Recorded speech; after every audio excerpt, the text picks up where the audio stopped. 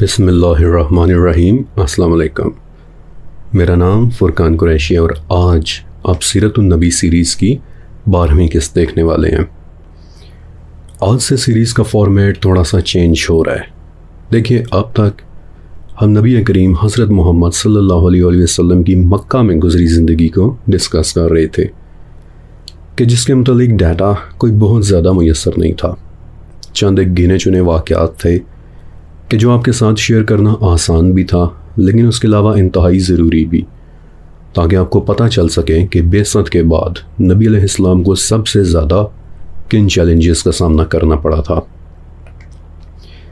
لیکن آج والی قسط اور اس کے آگے پھر مدینہ کی طرف ہجرت اور اس کے بعد مدنی زندگی نے ڈسکس ہونا ہے کہ جس کے متعلق بہت زیادہ ڈیٹا موجود ہے۔ ہجرت کے بعد تو صحابہ اکرام آپ کو پتہ ہی ہے کہ وہ ایک ایک چیز ریکارڈ کر رہے تھے۔ ہر واقعے کے متعلق تفصیل موجود ہے اور بعض اوقات تو ایک ہی واقعے کے متعلق کئی روایات موجود ہیں کہ جس کی وجہ سے اوبویسلی پھر بعض اوقات اختلاف بھی پیدا ہو جاتا ہے۔ اتنا زیادہ ڈیٹا ان لوگوں کے لیے ایک بہت اچھی بات ہے کہ جو چیزوں کو بہت گہرائی میں اسٹڈی کرنا چاہتے ہیں، کیونکہ اس طرح انہیں پڑھنے کے لیے کافی سارا مٹیریل مل جاتا ہے۔ لیکن دوسری طرف اتنا زیادہ ڈیٹا موجود ہونے کی وجہ سے ہمارے لیے پھر دو چیلنجز بھی کھڑے ہو جاتے ہیں۔ ان میں سے پہلا چیلنج سیریز کی طوالت سے ریلیٹڈ ہے، اور وہ یہ کہ اگر ہم ایک ایک واقعے کو ڈسکس کریں تو بہت ممکن ہے کہ یہ سیریز پھر اگلے 2 سال تک مکمل نہیں ہو سکے گی۔ اس کی میں آپ کو ایک مثال بھی دے دیتا ہوں۔ عموماً سمجھا جاتا ہے کہ ہجرت کے بعد مسلمانوں کی پہلی لڑائی غزوہ بدر ہوئی تھی، لیکن ایسا نہیں ہے۔ بدر سے پہلے کم سے کم 9 چھوٹی لڑائیاں ہوئی تھیں۔ بدر تو پھر بعد میں ایک بڑی لڑائی ہوئی تھی۔ اب آپ اندازہ لگائیں کہ اگر ہم ان تمام واقعات، ان تمام کانفلکٹس کو کور کریں تو سیریز کہاں سے کہاں چلی جائے گی۔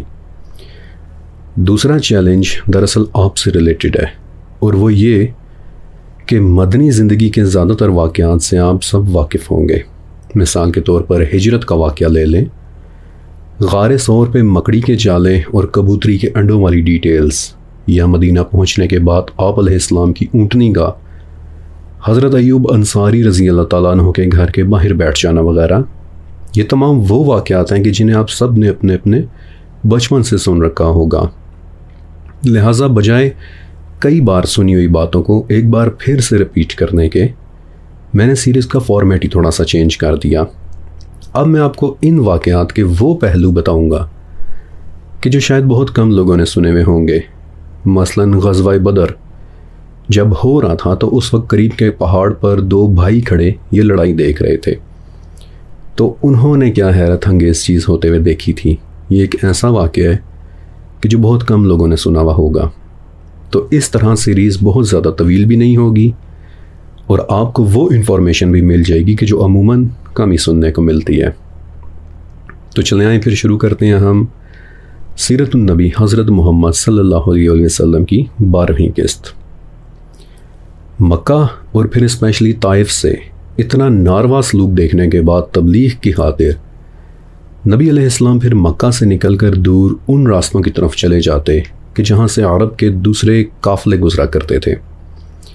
آپ علیہ السلام ان کے ساتھ ملاقات کرتے، ان پر اپنی دعوت پیش کرتے، اور ان قافلوں میں پھر جو شریف النفس اور سوچ سمجھ رکھنے والے سمجھدار لوگ ہوتے وہ آپ علیہ السلام کو سنتے، آپ کی باتوں پر غور و فکر کرتے، اور پھر واپس جا کر اپنے اپنے علاقوں میں اسلام کو ڈسکس کرتے۔ تو اسی دوران نبی علیہ السلام کو پتہ چلا کہ یثرب یعنی مدینہ کا پرانا نام، نبی علیہ السلام کو پتہ چلا کہ یثرب سے اثر و رسوخ، انفلوئنس رکھنے والے کچھ لوگ حقبہ نام کی ایک جگہ پر اکٹھے ہو رہے ہیں۔ تو آپ علیہ السلام ان سے ملنے حقبہ گئے اور ان پر دین اسلام کی دعوت پیش کی۔ اب ان لوگوں کے ساتھ ایک بات بڑی خاص تھی کہ جو عرب کے باقی قبائل میں نہیں تھی، اور وہ یہ کہ یثرب یا مدینہ میں یہودی قبائل بھی رہتے تھے۔ اس لیے مدینہ سے آئے لوگ یہودیوں کی کتابوں اور ان کی پیشن گوئیوں سے بھی اچھی طرح واقف تھے، اور وہ لوگ یہ بات جانتے تھے کہ یہودی کہتے ہیں کہ عنقریب ایک نبی آنے والا ہے، اور یہ بات وہ بہت اچھے سے جانتے تھے، کیونکہ یہودی اکثر انہیں یہ طعنہ بھی دیا کرتے تھے کہ جب وہ نبی آ جائے گا تو اس کے ساتھ مل کر ہم تم لوگوں کو عاد اور سمود کی طرح قتل کریں گے۔ تو مدینہ سے آئے ان لوگوں نے نبی علیہ السلام کے مبارک منہ سے قرآن سنا، سارا دن اس بارے میں سوچتے رہے، اور پھر رات کے وقت آپس میں ایک دوسرے کے ساتھ گفتگو کی کہ یہ تو وہی نبی معلوم ہوتے ہیں کہ جن کا حوالہ دے کر یہودی ہمیں ڈرایا کرتے تھے۔ تو اچھی طرح سے دیکھ لو، اچھی طرح سے سوچ لو، کہیں ایسا نہ ہو کہ یہودیوں کو بھی ان کا علم ہو جائے اور وہ پہلے آ کر ان کے ساتھ اتحاد کر لیں اور ہمارے ساتھ قتل و غارت شروع کر دیں۔ اور اس طرح مدینہ سے آئے لوگوں نے پہلی مرتبہ نبی علیہ السلام کی دعوت پر ایمان لانا شروع کر دیا، اور عقبہ کے مقام پر ہوئی یہ بیعت تاریخ میں وہ پوائنٹ تھا کہ جس کے بعد عرب کے حالات بدلنا شروع ہو گئے۔ اس کے کچھ دن بعد مدینہ سے چند اور لوگ بھی آئے، انہوں نے بھی رسول اللہ صلی اللہ علیہ وسلم سے ملاقات کی، آپ کے ہاتھ پر بیعت کی کہ جسے بیعت عقبہ ثانیہ کہتے ہیں۔ آپ علیہ السلام پر ایمان لائے، واپس مدینہ جا کر اور لوگوں کو بھی اسلام اور قرآن کے متعلق بتایا، اور یوں رسول اللہ کے مدینہ جانے سے پہلے ہی مدینہ میں اسلام کی روشنی پھیلنا شروع ہو گئی تھی۔ اس دوران مدینہ سے ایک بڑے ہی نفیس شخص سوید ابن صامت رسول پاک صلی اللہ علیہ وسلم سے ملنے کے لیے عقبہ آئے، اور پرسنلی مجھے ان کا یہ واقعہ بڑا ہی پسند ہے۔ اگر رسول اللہ کو کہتے ہیں کہ ابو القاسم، کیا آپ مجھے ایسی کوئی بات بتا سکتے ہیں کہ جو میں نے پہلے کبھی نہ سنی ہو؟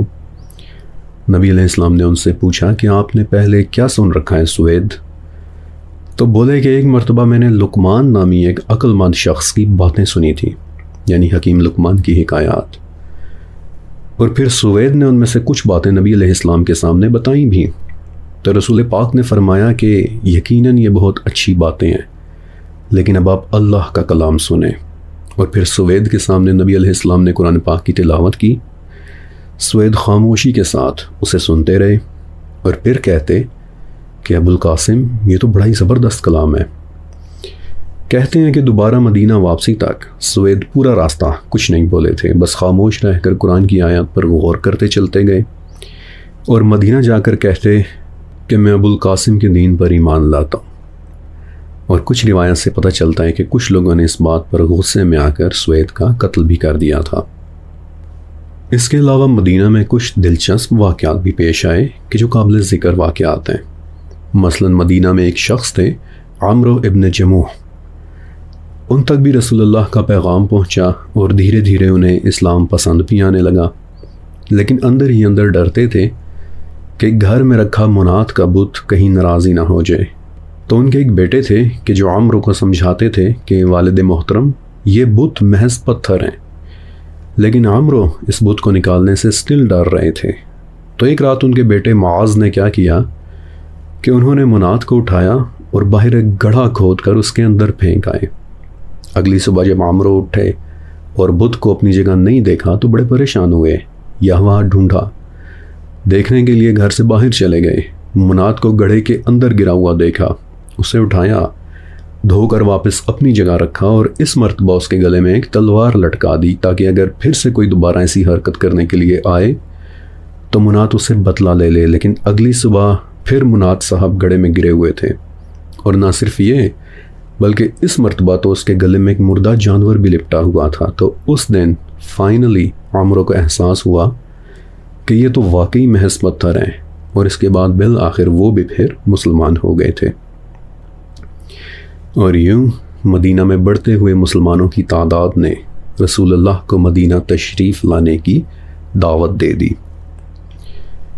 اس دوران مکہ میں نبی علیہ السلام نے ایک رات ایک خواب دیکھا کہ مسلمان ایک ایسی جگہ کی طرف چلے جا رہے ہیں کہ جہاں بہت خوبصورت کھجوروں کے باغات ہیں۔ آپ علیہ السلام بیدار ہوئے اور آپ کو لگا کہ یہ تو شاید یمامہ یا ہجر کی وادی ہے، کیونکہ وہ وادیاں بھی دیکھنے میں کچھ ایسی لگتی تھیں۔ لیکن پھر یہ خواب ایک بار پھر سے آیا، اور اس مرتبہ رسول اللہ نے واضح طور پر دیکھا کہ یہ خوبصورت باغات تو مدینہ شہر کی وادیوں میں ہیں، اور اسے دیکھ کر آپ سمجھ گئے کہ اب عنقریب مدینہ کی طرف ہجرت کا حکم آنے والا ہے۔ اور بالآخر ہجرت کا واضح حکم آ ہی کیا۔ سورہ اسراء کی اس آیت کے ساتھ کہ اے میرے رب مجھے جہاں داخل کر سچائی سے داخل کر اور مجھے جہاں سے نکال سچائی کے ساتھ نکال۔ تو اس کے بعد نبی علیہ السلام نے مسلمانوں کو ایک ایک کر کے مکہ سے باقاعدہ مدینہ شفٹ ہونے کا حکم دے دیا۔ لیکن یہ مت سوچئے گا کہ یہ کوئی بہت آسان ٹاسک تھا کہ وہ لوگ بس مکہ سے گھوڑوں پر بیٹھے اور مدینہ چلے گئے، نہیں، بلکہ اس دوران کئی افسوسناک واقعات بھی پیش آئے۔ مثلا مکہ کے ایک صحابی تھے حضرت صہیب رضی اللہ تعالیٰ عنہ۔ وہ مکہ کے ایک امیر آدمی تھے، لیکن راستے میں قریش نے انہیں روک لیا، کہتے کہ صہیب صرف تبھی تمہیں جانے کی اجازت دیں گے جب اپنی ساری دولت مکہ میں چھوڑ کر جاؤ گے۔ ایک طرف اسلام تھا اور دوسری طرف ساری زندگی کی کمائی ہوئی دولت، لیکن صہیب کا جواب واضح تھا، کہتے کہ دولت رکھ لو لیکن اسلام کو میں نہیں چھوڑ سکتا۔ بلکہ قریش کی زیادتی پر نبی علیہ السلام بڑے دکھی بھی ہوئے تھے اور فرمایا تھا کہ دیکھو یہ لوگ صہیب کو کیسے لوٹ رہے ہیں۔ بہرحال ایک ایک کر کے تقریباً تمام مسلمان مدینہ ہجرت کر گئے، اور ایک ٹائم ایسا آیا کہ مکہ میں رسول اللہ صلی اللہ علیہ وآلہ وسلم، ابو بکر صدیق رضی اللہ تعالیٰ عنہ اور علی ابن ابی طالب رضی اللہ تعالیٰ عنہ کے علاوہ اور کوئی مسلمان نہیں بچا تھا۔ لیکن اس میس مائیگریشن سے قریش کے ذہن میں ایک وسوسہ پیدا ہو گیا۔ انہیں لگنے لگا کہ ان لوگوں نے شاید مدینہ والوں کے ساتھ کوئی ڈیل کر لی ہے، اور اب ہمارے ساتھ ایک بڑی لڑائی کی خاطر یہ لوگ مدینہ میں اکٹھا ہو رہے ہیں۔ لہٰذا انہوں نے آپس میں ایک میٹنگ رکھنے کی سوچی، یوں کہہ لے کہ مکہ کی سیکیورٹی کونسل کا اجلاس، اور طے یہ ہوا کہ فلاں دن تمام بڑے سردار دار الندوہ میں ملیں گے اور دیکھیں گے کہ اب آگے کیا کرنا ہے۔ لیکن جس دن یہ لوگ دار الندوہ میں اکٹھے ہوئے، اس دن عمارت کے دروازے پر کسی نے ایک معمر بوڑھے شخص کو کھڑے ہوئے دیکھا۔ یہ ایک ایسا آدمی تھا کہ جسے اس دن سے پہلے مکہ میں کبھی کسی نے نہیں دیکھا تھا۔ لوگوں نے اس سے پوچھا کہ آپ کون ہیں اور یہاں کیا کر رہے ہیں؟ تو اس نے بڑے سلیقے اور رعب کے ساتھ بتایا کہ میں نجد سے آیا ہوا ایک مسافر ہوں۔ پتہ چلا کہ آپ لوگ یہاں کسی اہم معاملے کے لیے اکٹھے ہو رہے ہیں، تو سوچا کہ شاید آپ کو ایک بہتر مشورہ دے دوں۔ خیر یہ میٹنگ شروع ہوئی۔ انہوں نے آپس میں پوچھا کہ مسلمانوں کے 3 لوگ مکہ میں رہ گئے ہیں، ان کے ساتھ کیا کرنا ہے؟ تو کسی نے کہا کہ زنجیروں سے باندھ دیتے ہیں۔ اسے کسی اور نے جواب دیا کہ باقی کتنوں کو تم نے زنجیروں کے ذریعے روک لیا ہے کہ جو انہیں بھی روک لو گے؟ کسی نے کچھ رائے دی، کسی نے کچھ رائے، اور جب سبھی خاموش ہو گئے تو اس وقت یہ نجدی بوڑھا کہ جو بذات خود ابلیس تھا، وہ بولا کہ معاذ اللہ محمد کو قتل کر دو، نقل کفر کفر نباشد۔ سب لوگ حیرت سے اس کا منہ دیکھنے لگ گئے۔ تو وہ بولا کہ قتل کر دو، مگر قریش کے ہر قبیلے میں سے ایک آدمی لو کہ جو اس قتل میں شامل ہو، کیونکہ اس طرح قتل کا الزام کسی ایک کے سر پر نہیں آئے گا، اور بنو ہاشم میں اتنی طاقت نہیں ہے کہ تم سب سے بدلہ لے سکیں۔ کہتے ہیں کہ ابو جہل نے اس وقت بڑی خوشی سے ایک نعرہ مارا تھا، جبکہ باقی لوگ بوڑھے کی اس چالاکی پر حیران رہ گئے۔ لیکن اس پورے واقعے کی خبر وحی کے ذریعے نیچرلی نبی علیہ السلام کو مل چکی تھی، اور آپ نے کیا کیا؟ آپ نے اپنی چادر، ایک بہت خوبصورت اور بابرکت حضرمی چادر، علی ابن ابی طالب رضی اللہ تعالیٰ عنہ کو دی، اور کہا کہ علی اسے اوڑھتے ہوئے بے خوف ہو کر میری جگہ سو جاؤ، کیونکہ قریش تمہارا کچھ نہیں بگاڑ سکیں گے۔ اور خود آپ علیہ السلام دروازے سے باہر نکلے۔ حالانکہ پلان کے مطابق قریش کے ہر قبیلے کا ایک ایک آدمی تلوار اٹھائے آپ کے دروازے کے باہر کھڑا ہوا تھا، لیکن ان میں سے ایک بھی شخص رسول اللہ کو نہیں دیکھ پایا تھا، یہاں تک کہ آپ علیہ السلام نے مٹی اٹھا کر ان کے سروں پر پھینکی اور سورہ یاسین کی تلاوت کرتے ہوئے ان کے درمیان سے نکل کر گزر گئے۔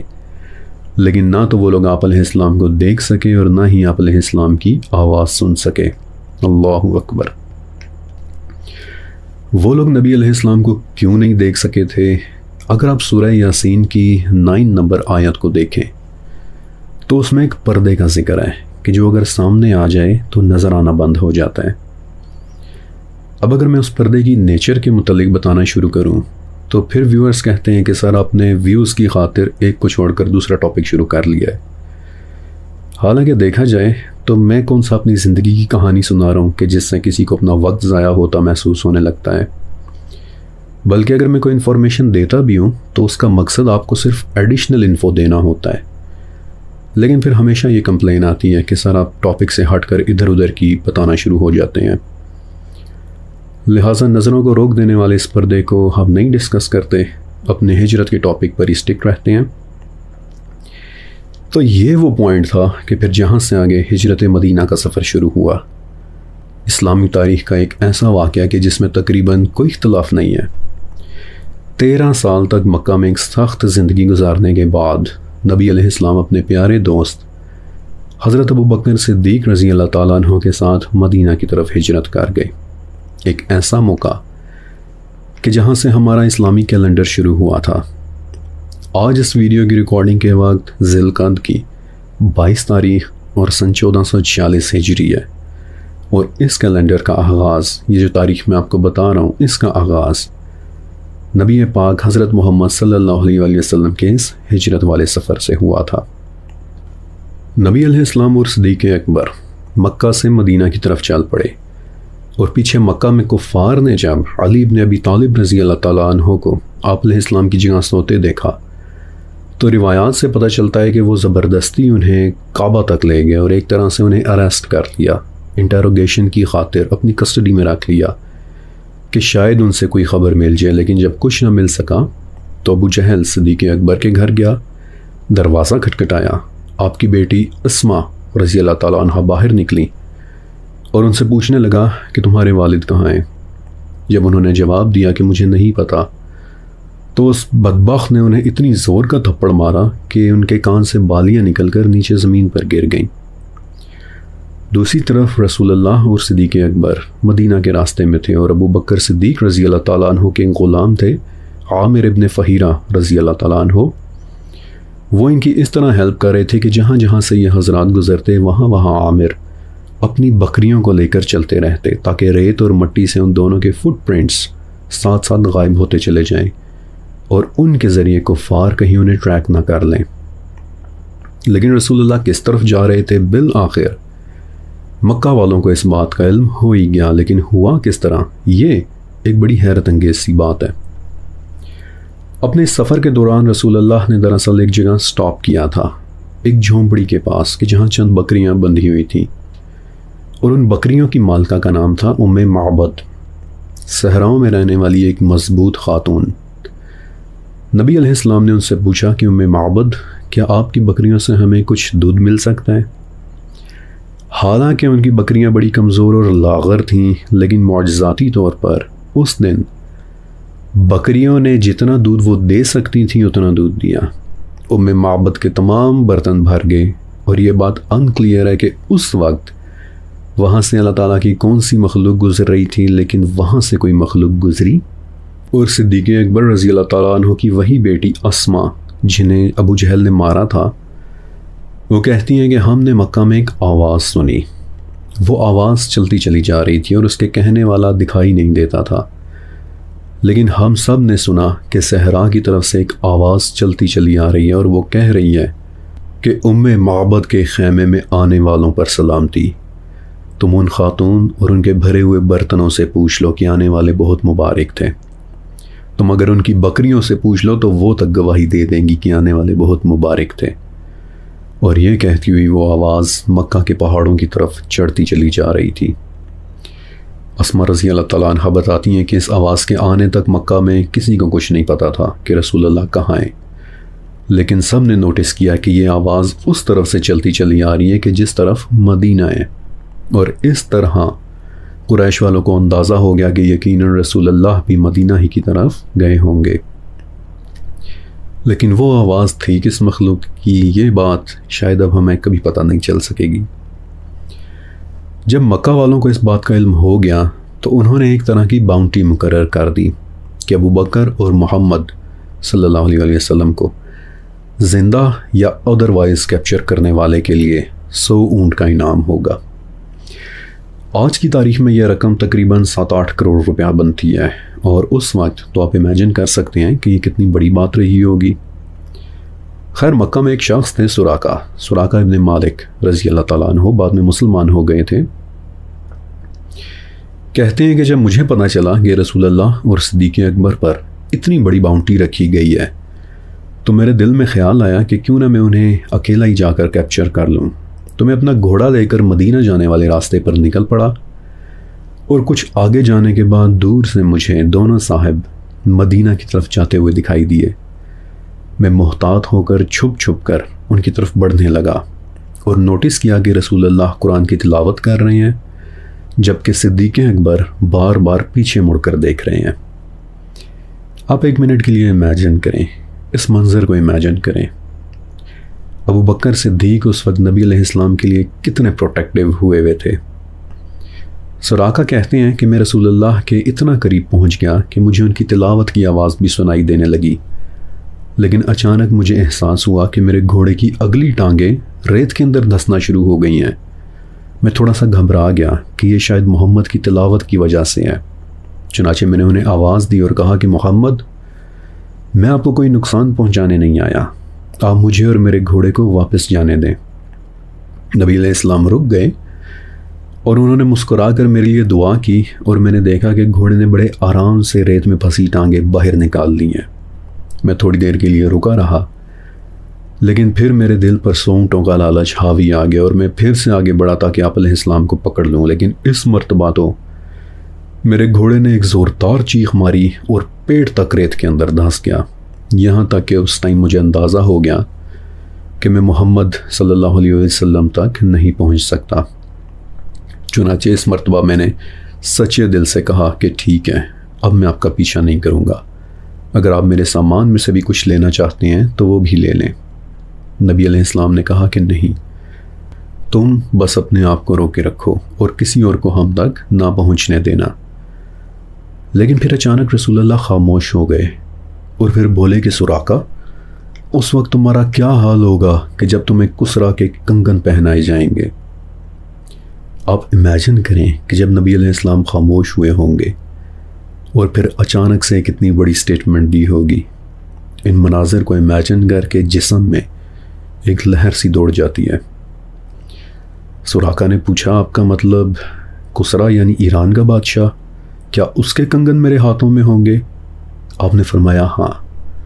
سراقہ خاموش ہو گئے اور پھر وہاں سے واپس چلے گئے، اور کہتے ہیں کہ راستے میں مجھے جو بھی قریش والا ملتا میں اسے کہہ دیتا کہ رسول اللہ یہاں نہیں ہے، اور تمہیں پتہ ہی ہے کہ مجھے ان راستوں کے متعلق کتنے اچھے طریقے سے علم ہے۔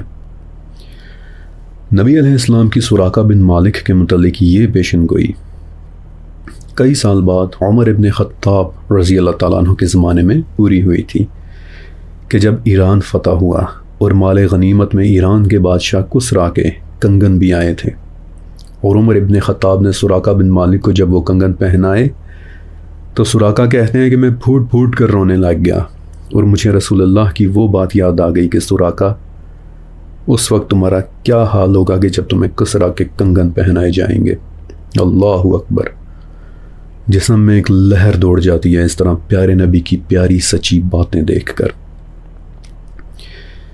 ہجرت کے سفر کے دوران غار ثور والا واقعہ بھی ہوا کہ جو یقیناً آپ سب نے اپنے بچپن سے سن رکھا ہوگا کہ کیسے نبی علیہ السلام اور صدیق اکبر ثور نامی ایک غار میں رکے، اور اس کے منہ پر راتوں رات مکڑی نے ایک جالا بن دیا اور کبوتری نے اس کے دہانے پر انڈے دے دیے کہ جو یقیناً اللہ کے حکم سے تھا، تاکہ اگر کوئی اس غار تک پہنچ بھی جائے تو اسے لگے کہ اس غار کے اندر تو کوئی جا سکتا ہی نہیں ہے، کیونکہ اگر کوئی گیا ہوا ہوتا تو یقیناً یہ جالا ٹوٹا ہوا ملتا، اور ایسا ہوا بھی۔ مکہ کے سردار اس غار تک پہنچے بھی، اور ابو بکر صدیق رضی اللہ تعالیٰ عنہ بتاتے ہیں کہ ہمیں ان کے پاؤں تک دکھائی دے رہے تھے، لیکن جالا اور انڈے کو دیکھنے کے بعد وہ لوگ اس غار کو نظر انداز کر کے آگے چل دیے۔ روایات سے پتہ چلتا ہے کہ صدیق اکبر اور رسول اللہ صلی اللہ علیہ وآلہ وسلم 3 دن تک اس غار میں رہتے رہے تھے۔ اگر پیدل چلیں تو غار ثور مکہ سے تقریباً 1 گھنٹے کے فاصلے پر ہے، اور 3 دن تک یہاں رکنا ایک اسٹریٹجک فیصلہ تھا تاکہ مکہ والوں کے اوپر نظر رکھی جا سکے۔ ان 3 دنوں کے دوران صدیق اکبر کی بیٹی اسما آپ دونوں حضرات کو کھانا لا کر دیا کرتی تھیں، اور رات کے وقت ابو بکر صدیق رضی اللہ تعالیٰ عنہ کے ایک غلام آپ حضرات کو دودھ وغیرہ پہنچا دیا کرتے تھے، اور ساتھ ہی مکہ میں ہونے والی نئی ڈیولپمنٹس کے متعلق انفارمیشن بھی کہ اس وقت وہاں کیا چل رہا ہے۔ اور چوتھے دن نبی علیہ السلام اور ابو بکر صدیق رضی اللہ تعالیٰ عنہ ایک مرتبہ پھر سے مدینہ کے اپنے سفر پر چل دیے۔ 8 دن تک وہ ستمبر کے گرم اور ہیومیڈیٹی والے موسم میں عرب کے اس عظیم صحرا میں چلتے رہے، اور پھر بالآخر مدینہ کے قریب ایک چھوٹے سے گاؤں قباء میں پہنچ کر ایک نئے دور کی بنیاد رکھ دی۔ ایک ایسا دور کہ جس کی وجہ سے آج ہم یہاں اس خوبصورت اور علمی محفل میں بیٹھے ہوئے ہیں۔ قباء کا گاؤں بھی مدینہ سے پیدل چلنے پر 35 سے 40 منٹس کا راستہ ہے۔ نبی علیہ السلام وہاں پہنچے، اور دوسری طرف مدینہ سے بھی کچھ لوگ آپ علیہ السلام کو ملنے، آپ کو ویلکم کرنے کے لیے قباء آ گئے۔ 5 دن تک آپ علیہ السلام وہیں ٹھہرے رہے، اور پھر جمعے کے دن، اس خوبصورت جمعے کے دن، اللہ کے پیارے نبی حضرت محمد صلی اللہ علیہ وسلم مدینہ چلے گئے۔ کسی نے مدینہ والوں کو بتایا تھا کہ نبی علیہ السلام نے سفید رنگ کے کپڑے پہنے ہوئے ہیں۔ تو بعد میں صحابی بننے والے ایک شخص تھے، عروہ ابن زبیر رضی اللہ تعالیٰ عنہ۔ وہ ہر روز صبح کے وقت قباء سے آنے والے راستے پر جا کر بیٹھ جاتے اور دیکھتے رہتے کہ کہیں سفید لباس میں ملبوس کوئی شخص تو آتا دکھائی نہیں دے رہا۔ اور بالآخر جمعے کے دن خوشی سے ان سب کی آنکھیں نم ہو گئیں کہ جب انہوں نے دیکھا کہ دور سے رسول پاک اور ابو بکر صدیق آہستہ آہستہ مدینہ کی طرف چلتے چلے آ رہے ہیں۔ بائی دا وے، مدینہ میں ایک ایشو یہ بھی تھا کہ بہت سے لوگوں نے ابھی بھی رسول اللہ کو دیکھا ہوا نہیں تھا کہ آپ علیہ السلام دیکھنے میں کیسے ہیں۔ لہٰذا جب انہوں نے صدیق اکبر اور آپ علیہ السلام کو ساتھ ساتھ دیکھا تو جن لوگوں کو نہیں پتا تھا وہ آپس میں گفتگو کرنے لگ گئے کہ ان میں سے محمد کون سے ہیں۔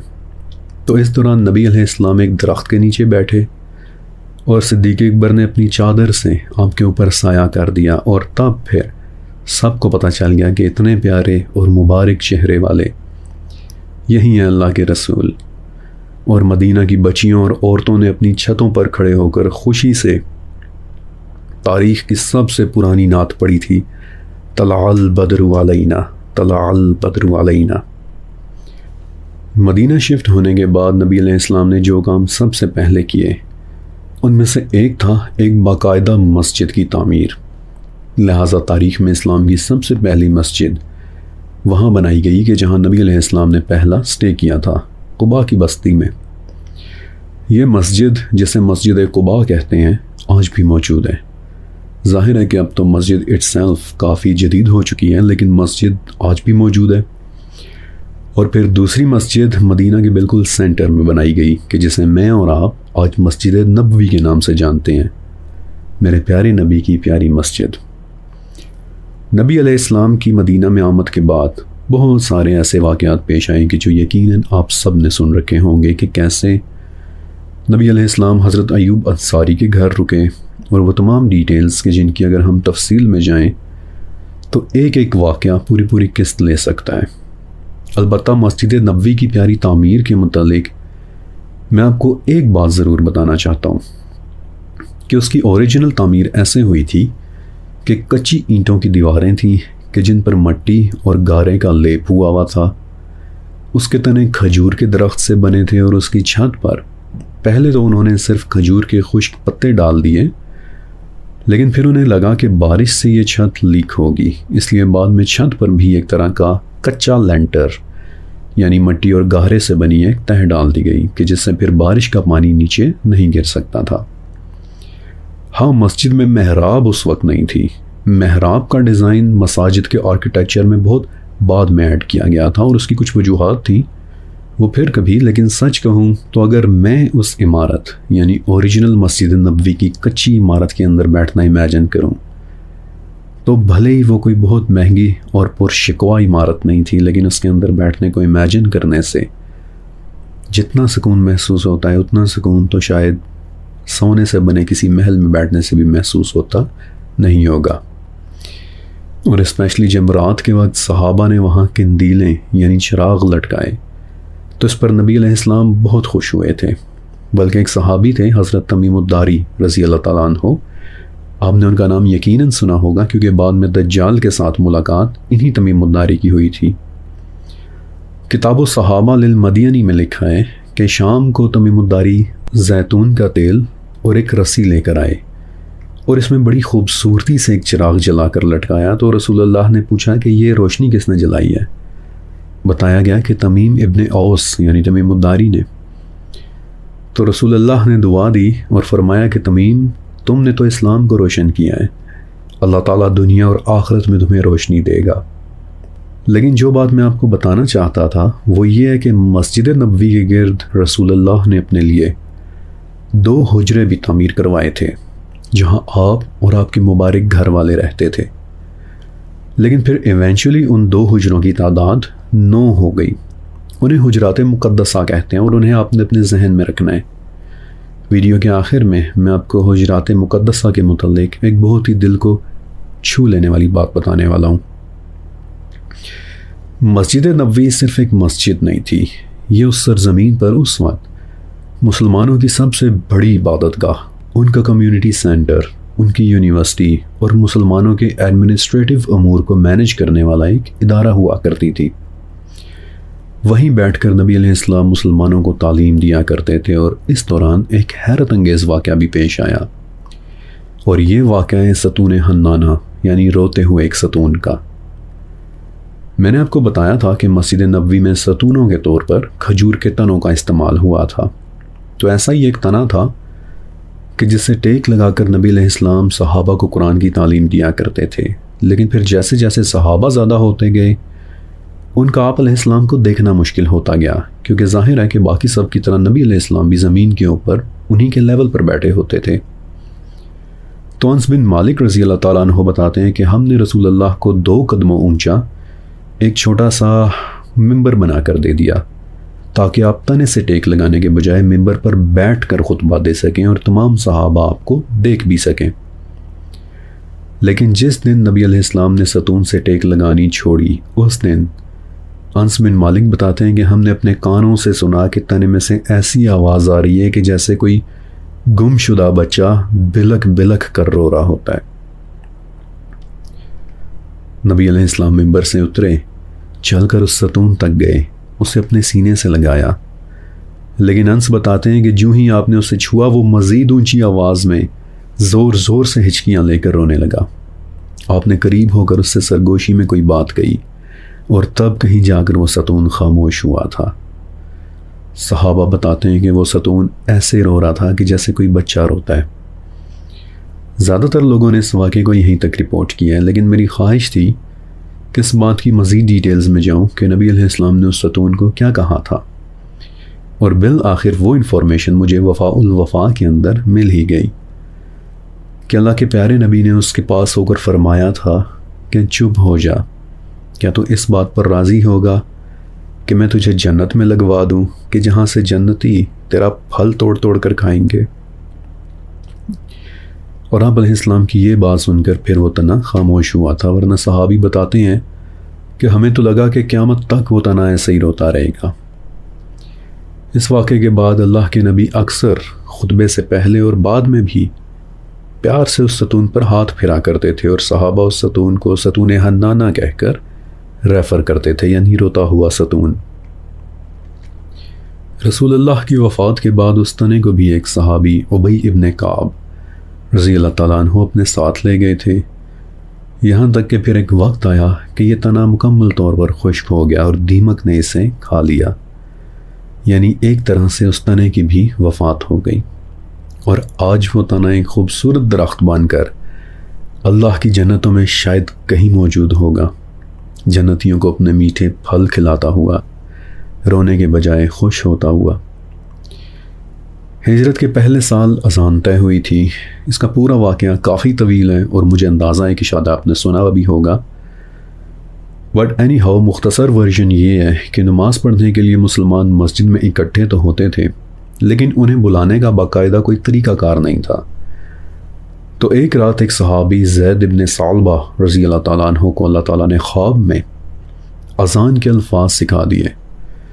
زید نے وہ خواب آ کر نبی علیہ السلام کو سنایا تو اس وقت عمر ابن خطاب رضی اللہ تعالیٰ عنہ بھی وہیں بیٹھے ہوئے تھے، تو وہ فوراً بول اٹھے کہ یا رسول اللہ، بالکل یہی خواب آج سے کچھ دن پہلے میں نے بھی دیکھا تھا، لیکن میں خاموش رہا تھا کہ کہیں یہ محض میرا ایک خواب ہی نہ ہو۔ اور یوں ایگزیکٹلی یہی اذان کہ جو آج میں اور آپ مسجدوں میں گونجتی سنتے ہیں، انہی الفاظ کے ساتھ یہ اذان تاریخ میں پہلی مرتبہ بلال حبشی رضی اللہ تعالیٰ عنہ نے مسجد نبوی میں ادا کی تھی۔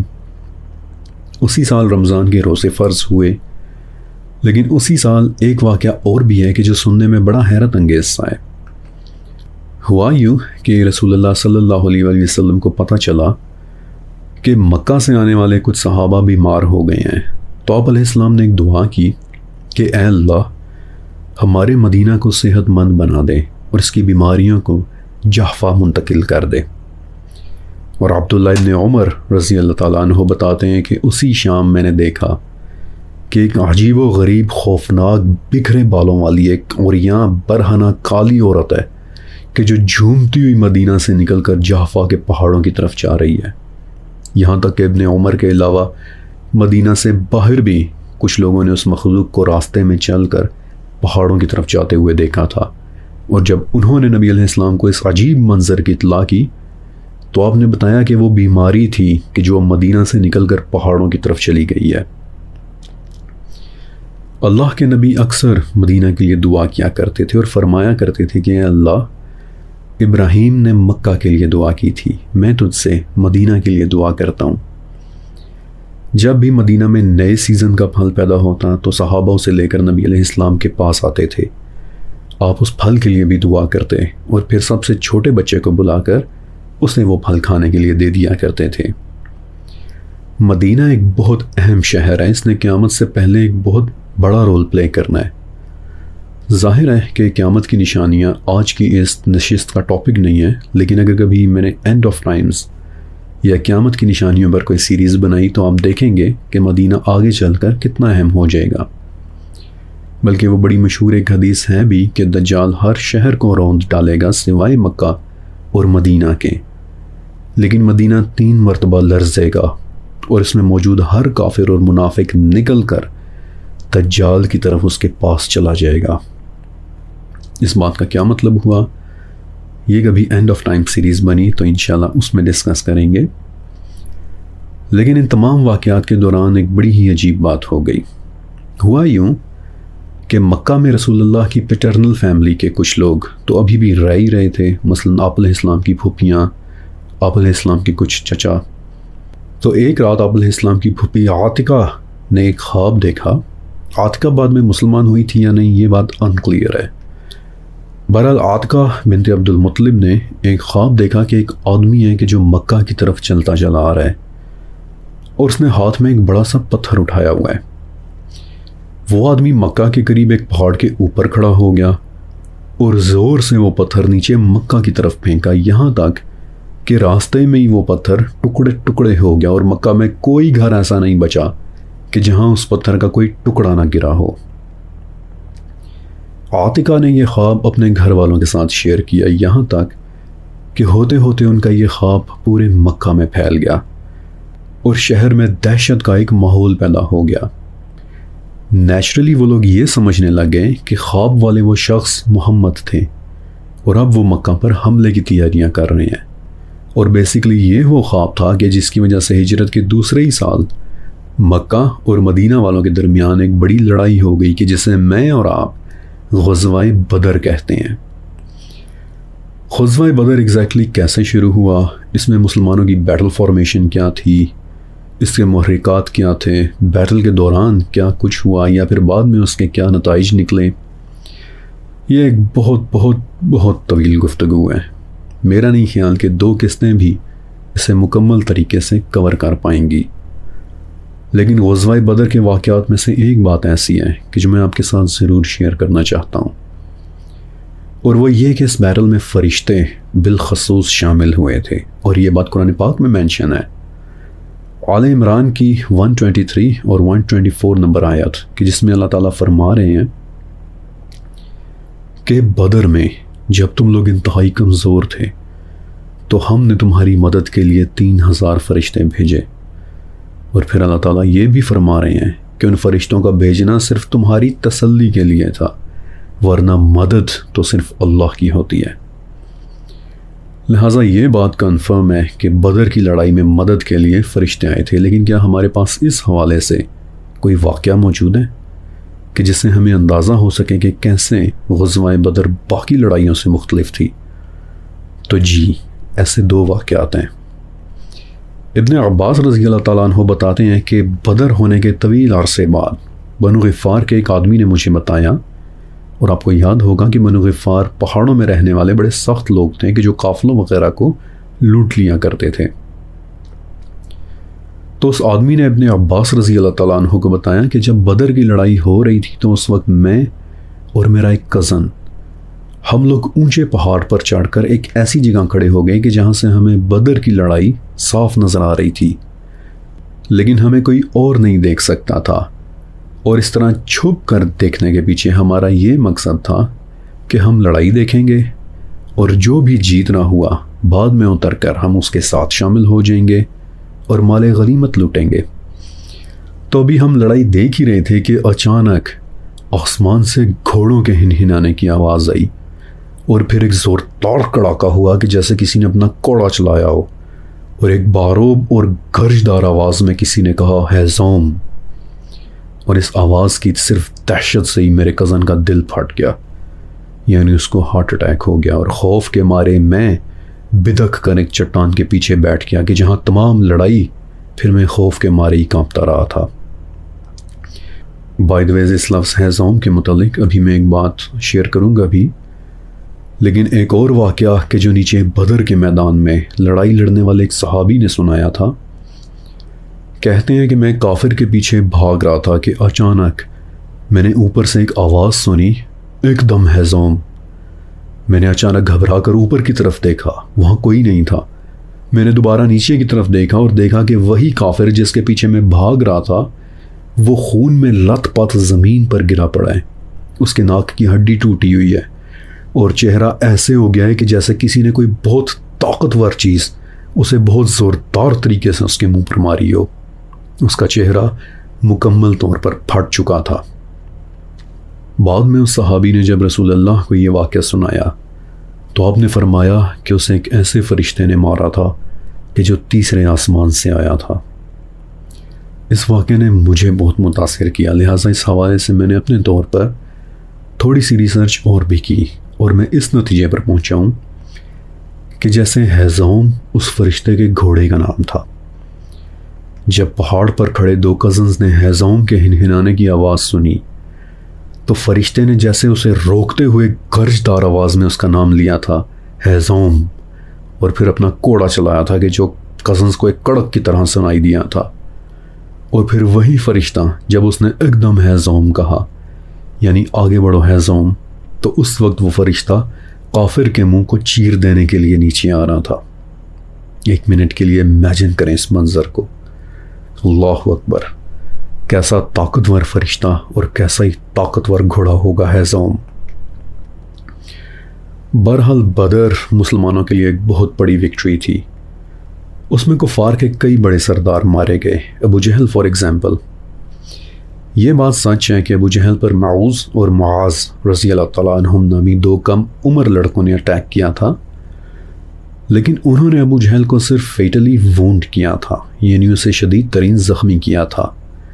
لیکن جب لڑائی ختم ہو گئی تو عبداللہ ابن مسعود رضی اللہ تعالیٰ عنہ نے دیکھا کہ ابو جہل تو ابھی تک زندہ ہے اور اس کی سانسیں سٹل چل رہی ہیں۔ تو ابن مسعود اس کے قریب کھڑے ہوئے اور بولا کہ اللہ کے دشمن، کیا آج تجھے یقین آیا کہ کیسے اللہ نے تجھے رسوا کیا ہے؟ تو آگے سے آپ اس کا تکبر دیکھیں کہ اس وقت بھی وہ بولا کہ دکھ تو اس بات کا ہے کہ موت ہوئی بھی تو کسانوں کے ہاتھوں، کاش کہ مجھے کسی جنگجو نے مارا ہوتا۔ او بکریاں چرانے والے، آج کیا تو بہت بڑا ہو گیا ہے؟ یعنی اس نے ابن مسعود پر طنز کیا، کیونکہ ابن مسعود مکہ میں بکریاں چرایا کرتے تھے۔ لیکن پھر اس کے بعد ابن مسعود نے اسے وہیں پر ہی ختم کر دیا۔ آپ اس کی تلوار لے کر نبی علیہ السلام کے پاس گئے کہ جو نبی علیہ السلام نے واپس پھر عبداللہ ابن مسعود کو ہی دے دی تھی۔ بڑی خوبصورت تلوار تھی، اس پر چاندی کا بڑا انٹریکیٹ کام ہوا تھا۔ تلوار سے مجھے ایک اور واقعہ یاد آ گیا کہ بدر میں ایک صحابی تھے حضرت عکاشہ ابن محسن رضی اللہ تعالیٰ عنہ۔ تو لڑائی کے دوران ان کی تلوار ٹوٹ گئی اور رسول اللہ نے وہیں پر انہیں لکڑی کی ایک چھڑی پکڑا دی، اور دیکھنے والوں نے اپنی آنکھوں سے دیکھا کہ عکاشہ کے پاس آتے ہی وہ چھڑی ایک تیز دھار تلوار بن گئی ہے۔ بعد میں عکاشہ نے ساری زندگی اس تلوار کو اپنے پاس محفوظ رکھا تھا، اور ان کی وفات کے بعد یہ تلوار کئی صدیوں تک ان کی نسل میں چلتی رہی تھی، بلکہ عکاشہ نے اس کا ایک نام بھی رکھا تھا، عون، یعنی مدد، کیونکہ وہ رسول اللہ نے مدد کے طور پر انہیں عطا کی تھی۔ بہرحال بدر میں مسلمانوں کی فتح ہوئی، اور جتنے بھی کفار کی لاشیں تھیں وہ نبی علیہ السلام نے ایک بڑے سے گڑھے کے اندر ایک ساتھ پھینکوا دی، اور خود آپ علیہ السلام اس گڑھے کے کنارے کھڑے تھے، اور صحابہ نے دیکھا کہ آپ نام لے لے کر ان مرے ہوں کو مخاطب کر کے کہہ رہے ہیں کہ اے فلاں ابن فلاں، کیا اب تجھے اللہ کے وعدے پر یقین آیا؟ عمر ابن خطاب بولے کہ یا رسول اللہ، یہ لوگ تو مر چکے ہیں۔ تو نبی علیہ السلام نے فرمایا کہ یہ مجھے تم سے زیادہ سن رہے ہیں، فرق صرف اتنا ہے کہ آج یہ جواب نہیں دے رہے۔ اور ابو جہل کی لاش کے متعلق نبی علیہ السلام نے فرمایا تھا کہ یہ اس امت کا فرعون کہلایا جائے گا، اور ایسا ہی ہوا۔ اگر آپ نبی علیہ السلام کی اوورآل زندگی کو پڑھیں تو سچ تو یہ ہے کہ غیر مسلم بھی یہ کہنے پر مجبور ہو جاتا ہے کہ کیسی بابرکت اور معجزانہ زندگی تھی آپ کی۔ مثلا انس بن مالک رضی اللہ تعالیٰ عنہ بتاتے ہیں کہ ایک مرتبہ رسول اللہ ممبر پر کھڑے خطبہ دے رہے تھے کہ ایک آدمی کھڑا ہوا اور بڑے لجاجت آمیز لہجے میں بولا کہ یا رسول اللہ، خشک سالی اپنے عروج پہ ہے، مال ختم ہو گیا، مویشی ہلاک ہو گئے ہیں، اور ہمارے بچے بھوکا رہنے پر مجبور ہو گئے ہیں، آپ ہمارے لیے دعا کر دیں۔ انس بتاتے ہیں کہ اللہ کے نبی نے دعا کے لیے اپنے ہاتھ اوپر کیے، اور ابھی اپنے ہاتھ نیچے بھی نہیں کیے تھے کہ آسمان پر بڑے بڑے گہرے کالے بادل اکٹھا ہونا شروع ہو گئے ہیں، اور ابھی آپ ممبر سے نیچے اترے بھی نہیں تھے کہ آسمان سے بارش کے قطرے ٹپکنے لگے تھے، اور پھر سارا دن بارش ہوتی رہی تھی، یہاں تک کہ دوسرے دن بھی بارش ہوتی رہی، تیسرے دن بھی، حتیٰ کہ پورا ہفتہ گزر گیا، اور ایک مرتبہ پھر سے وہ آدمی فریاد کرتے ہوئے بولا کہ یا رسول اللہ، اب تو ہماری عمارتیں بھی گرنے لگ گئی ہیں، دعا کریں کہ یہ بارش رک جائے۔ اور دوبارہ اللہ کے نبی نے دعا کی، اور تب کہیں جا کر وہ بارش رک پائی تھی۔ جس دروازے سے وہ بادل آئے تھے اسی دروازے میں وہ بادل واپس چلے گئے۔ پھر علی ابن ابی طالب رضی اللہ تعالیٰ عنہ، ایک مرتبہ لوگوں نے نوٹس کیا کہ آپ وہ کپڑے پہنتے ہیں کہ جو آپ کو پسند ہوتے ہیں، یعنی دل کیا تو صرف ایک کرتا پہن کر آ گئے، چاہے شدید سردی کیوں نہ ہو، اور دل کیا تو آپ نے گرم چادر اوڑھ لی، چاہے کڑکتی گرمی کیوں نہ ہو۔ تو لوگوں نے پوچھا کہ علی، آپ کو سردی یا گرمی نہیں لگتی؟ تو ابن ابی طالب بتاتے ہیں کہ ایک مرتبہ میری آنکھیں خراب ہو گئی تھیں، تو رسول اللہ نے ان پر اپنا لعاب دہن لگاتے ہوئے میرے لیے دعا کی تھی کہ اے اللہ، اس پر سے سردی اور گرمی کا اثر دور کر دے۔ تو اس دن سے لے کر آج تک مجھے ہمیشہ ایک خوشگوار موسم محسوس ہوتا ہے، نہ ہی مجھے شدید سردی لگتی ہے اور نہ ہی تیز گرمی۔ یہ معجزہ بھی نبی علیہ السلام کی دعا کی برکت سے تھا۔ پھر ایک بڑا خوبصورت واقعہ ہے، مدینہ میں ایک خاتون تھیں، ام اسحاق رضی اللہ تعالیٰ عنہ۔ یہ ان خواتین میں سے تھیں کہ جو مکہ سے ہجرت کر کے مدینہ آئی تھیں، لیکن مکہ سے آتے ہوئے ان کے ساتھ ایک بڑا ہی تکلیف دہ واقعہ ہو گیا تھا۔ ام اسحاق کا ایک چھوٹا بھائی تھا کہ جو انہیں بہت ہی پیارا تھا، لیکن جب وہ مکہ سے آ رہی تھیں تو ان کا شوہر کہ جو ایک کافر تھا، اس نے غصے میں آ کر بدلہ لینے کے لیے ام اسحاق کی سب سے پیاری چیز یعنی ان کے چھوٹے بھائی کو قتل کر دیا کہ جاؤ، یہ تمہارے مسلمان ہونے کی سزا ہے۔ تو مدینہ آنے کے بعد لوگ بتاتے ہیں کہ وہ اتنا رویا کرتی تھیں کہ آنسو ان کی آنکھوں میں نظر تو آتے تھے لیکن نیچے ان کے گالوں پر نہیں گرتے تھے، یعنی رو رو کر ام اسحاق کے آنسو بھی خشک ہو گئے تھے۔ تو ایک دن غم میں نڈھال رسول اللہ کے پاس گئیں، آپ علیہ السلام اس وقت وضو کر رہے تھے، تو ام اسحاق درد بھری روتی ہوئی آواز میں بولی کہ رسول اللہ، انہوں نے میرے چھوٹے بھائی کو قتل کر دیا ہے، میری طرف دیکھیں۔ نبی علیہ السلام نے نہیں دیکھا۔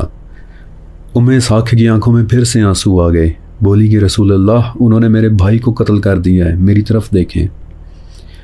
آپ نے پھر نہیں دیکھا، لیکن اس مرتبہ وضو کرتے کرتے آپ نے اپنے ہاتھ سے اسحاق کی طرف پانی کے چھینٹے پھینکے کہ جو ان کے چہرے پر گرے، اور دیکھنے والے بتاتے ہیں کہ اسحاق کے چہرے پر اس طرح کا سکون آ گیا کہ جیسے ایک معصوم سوتے ہوئے بچے کے چہرے پر ہوتا ہے۔ اور اس کے بعد ساری زندگی دوبارہ ہم نے اسحاق کو کبھی افسردہ اور پریشان نہیں دیکھا۔ اللہ اکبر۔ اب میں آپ کو ایک بہت ہی خاص بات بتانا چاہتا ہوں۔ یاد ہے میں نے بتایا تھا کہ مسجد نبوی کی تعمیر کے دوران نبی علیہ السلام نے مسجد کے ساتھ جڑے ہوئے 2 حجرات بھی بنوائے تھے کہ جو بعد میں ایونچولی 9 حجرات ہو گئے تھے۔ انہیں حجرات مقدسہ کہتے ہیں۔ ان حجروں میں نبی علیہ السلام اور ان کی پیاری فیملی رہا کرتی تھی۔ عمران ابن عنس رضی اللہ تعالیٰ عنہ ایک تابعی تھے۔ بتاتے ہیں کہ میں نے حجرات مقدسہ کو اپنی آنکھوں سے دیکھا ہے۔ کچی اینٹوں کی دیواریں، کھجور کے پتوں کی چھتیں اور مٹی سے لیپ ہوئی عمارت کہ جن میں اللہ کے نبی نے اپنی زندگی کے آخری سال گزارے تھے۔ بتاتے ہیں کہ میں ان حجرات میں داخل بھی ہوا، اور حالانکہ میرا قد چھوٹا تھا لیکن پھر بھی ان کی چھتیں اتنی نیچے تھیں کہ میں ہاتھ اونچا کر کے انہیں چھو بھی سکتا تھا۔ پھر ایک وقت آیا کہ نبی علیہ السلام کی وفات ہو گئی۔ ایک ایک کر کے وہ حجرات خالی ہونے لگ گئے۔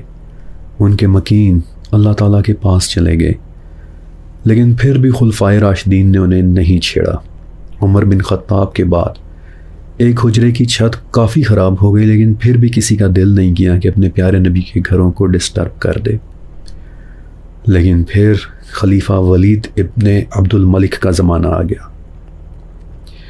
عمران بتاتے ہیں کہ اس دن میں مسجد نبوی میں ہی بیٹھا ہوا تھا، اور صحابہ کی اولاد کہ جو اس وقت جوان ہو چکی تھی وہ بھی میرے ساتھ مسجد کے احاطے میں ہی بیٹھی ہوئی تھی کہ اس دن مدینہ میں ولید کا خط آیا کہ حجرات مقدسہ کو گرا دیا جائے۔ عمران بتاتے ہیں کہ اس دن ہم لوگ جتنا روئے اتنا مدینہ میں کبھی کوئی نہیں رویا تھا۔ لوگوں کے آنسو ان کی داڑھیوں سے گرتے دکھائی دے رہے تھے۔ کوئی مسجد میں بیٹھا رو رہا تھا، کوئی اپنے گھر میں بیٹھا رو رہا تھا۔ وہ لوگ رو رہے تھے کہ آج نبی کے معصوم گھروں کو بھی گرا دیا جائے گا، کاش کہ انہیں اسی طرح چھوڑ دیا جاتا، ہم انہیں سنبھال لیتے، کاش انہیں کبھی نہ گرایا جاتا۔ یہ وہ گھر تھے جن میں ہمارے پیارے نبی کی معصوم زندگی گزری تھی، اس نبی کی زندگی جنہوں نے اسحاق کے آنسوؤں کو خوشیوں میں بدل دیا تھا۔ آج اس نبی کے پیارے گھر کو ہی گرا دیا گیا۔ آئی کینٹ ٹیل یو کہ یہ حصہ بیان کرتے ہوئے میرا دل کیا محسوس کر رہا ہے۔ آئی ہیو نو آئیڈیا کہ اس وقت انہوں نے کس طرح نبی علیہ السلام کے گھر کو گرایا ہوگا۔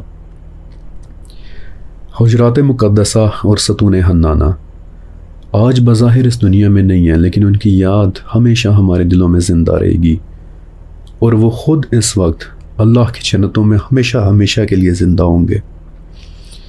میرے پیاری نبی کے پیارے گھر، اس کے مکینوں پر اور اس کے ستونوں پر بھی لاکھوں کروڑوں درود و سلام۔ اس کے ساتھ آج کی قسط مکمل ہوتی ہے، اور اب آپ 2 کام ضرور کیجئے گا کہ ایک تو اس ویڈیو کو لائک کر دیں، اور دوسرا یہ کہ نیچے کمنٹ سیکشن میں لکھیں میرے پنڈ کمنٹ۔ ٹاپ کمنٹ کو ایک مرتبہ ضرور پڑھ لیجیے گا، کیونکہ اس کمنٹ میں آپ سب کے لیے میری طرف سے ایک بہت ضروری پیغام ہے۔ شکریہ اور اللہ حافظ۔